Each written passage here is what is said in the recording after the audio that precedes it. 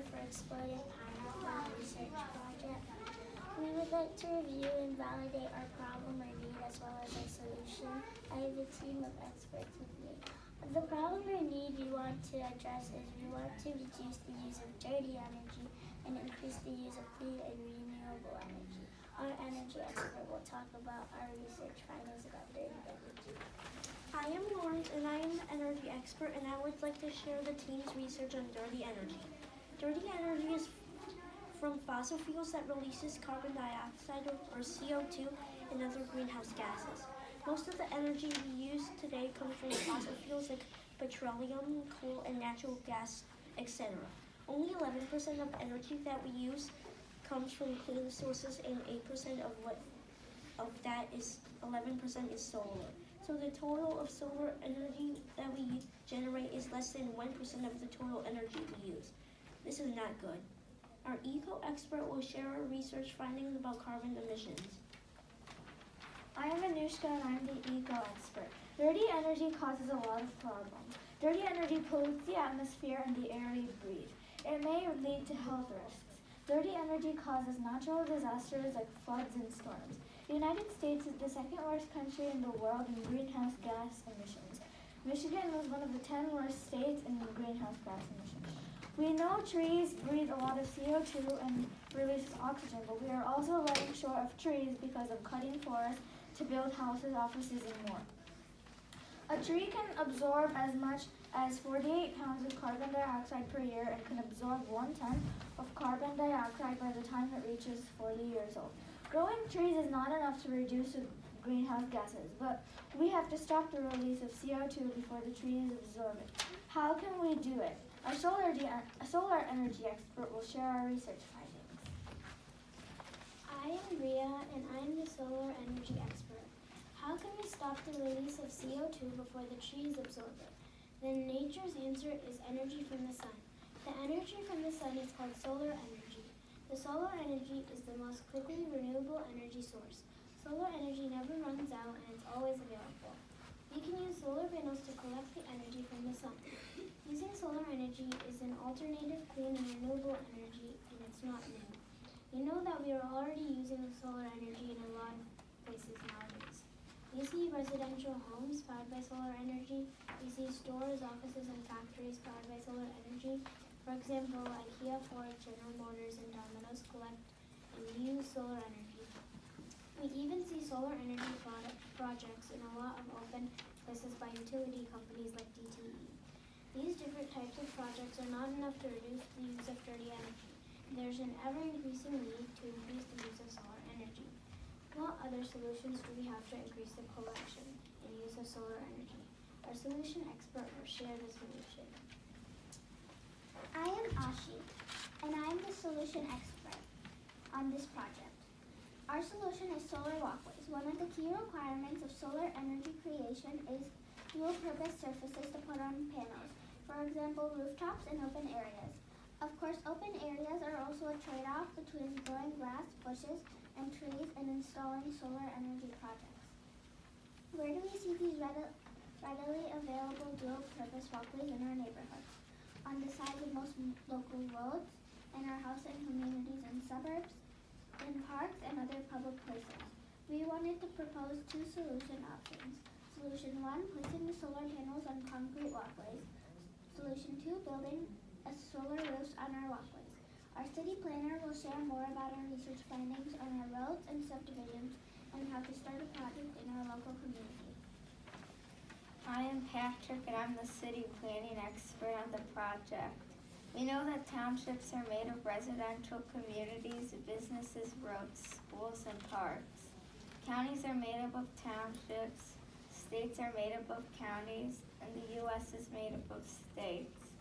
There are more than 350,000 housing communities in the U.S. There are more than 8,400 housing communities in Michigan. There are more than 100 housing communities in Canton. The United States has a total of 4.1 million miles of paved roadway, including around 3.1 million miles of county, town, and municipal paved roadway. Michigan has a total of 120,256 miles of paved roadway, around 110,000 miles of county roads, cities and village streets. Canton has approximately 410 miles of road, 5.4% owned by the state of Michigan, 65.1% owned by Wayne County, and 29.5% owned by private homeowner associations. We see a very big opportunity, but we would like to start something small in our local community and validate a solution.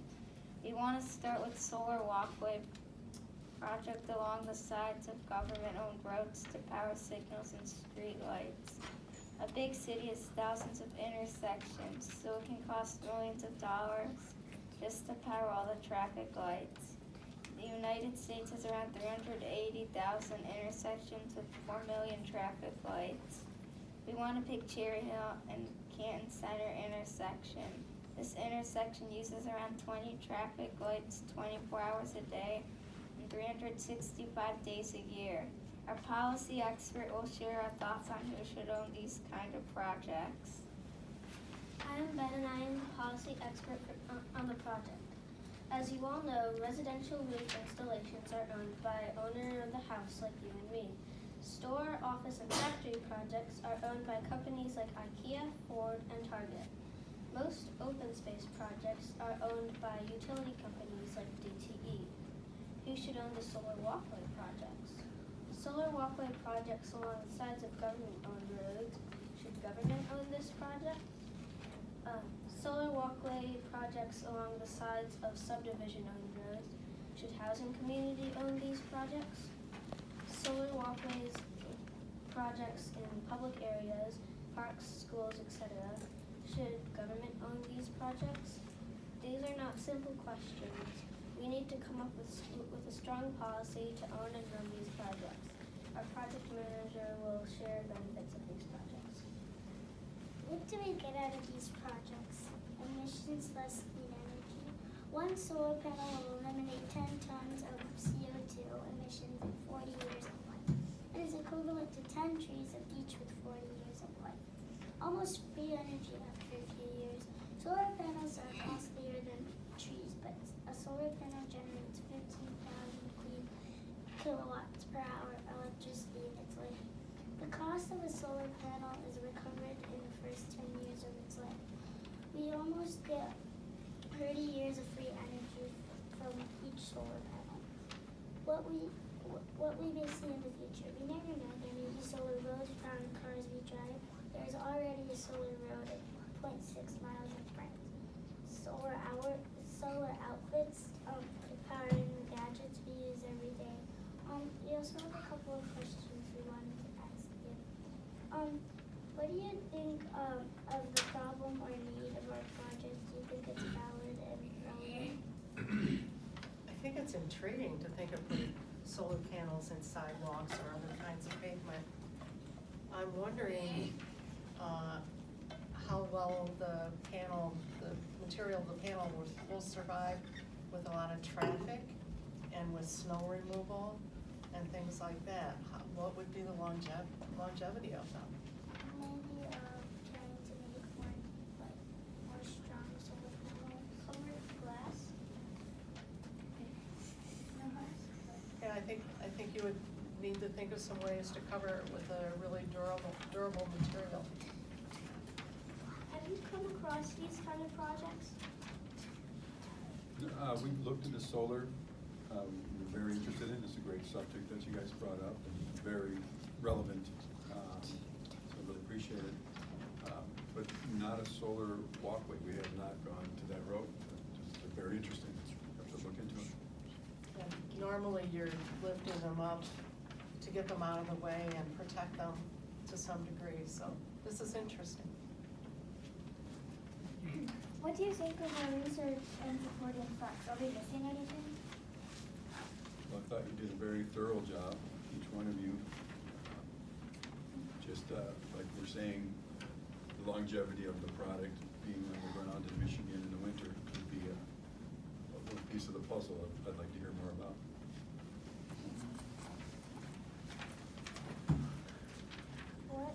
think of our solution options? Do you think the two solutions we consider are valid and implementable? They're definitely valid. Solar energy is obviously something that's been around for quite some time. I think it takes more unique ideas like you guys have to figure out a way to implement them effectively. You started to go down the path of questioning who would own them. I think maybe put a little more thought into that and consider, you know, the benefits and sort of consequences of owning that type of infrastructure, depending on which group owns it. You know, you may have some trouble getting maybe homeowners or a homeowner association to own it, but things like these do tend to start with, you know, in the government arena as far as owning it and developing it.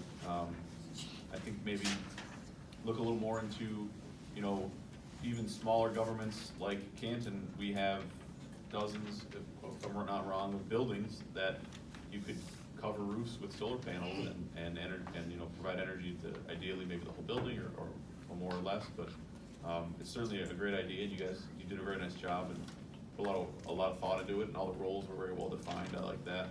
And you all spoke. I heard all of you pretty clearly. So you did a very nice job. Any thoughts on which solution would fit well with our local community? Well, solar is definitely a solution to create energy, and we do have property owned by the township, so there certainly is opportunity, and maybe identifying some locations that are maybe less traffic, like the Cherry Hill and Canton Center idea gets a lot of traffic, so maybe less traffic and maybe heated sidewalk, or I don't know if there's a heating possibility to keep the panels clear so that they can actually absorb the sun. That's good. Maybe we could put more solar panels in a more unpopulated area like Russia. Yeah. Yep. The other thing is about a panel is it may generate some heat itself. Yeah. To, if you're in it might help melt the ice off sidewalks and so forth because it's creating it. What are some of the challenges that we might face in taking up these projects? I think weather is a big issue. You know, obviously Michigan's a very diverse climate, and we don't always, unfortunately, have a lot of sun, especially in the winter months. So that's probably one of your greatest hurdles, I would think. Along with, like we pointed out, maybe the durability of a traveled surface holding up to, you know, the rigors of pedestrian or vehicle traffic. And you have to look at the cost benefit of solutions like that. Does the benefit you get out of it, does it make sense to pay what it takes to do that? You have to weigh that. I just want to say I really appreciate your organization and the way you all introduced yourselves. You did a very nice job. Thank you. We have one more question. Yeah, one last question.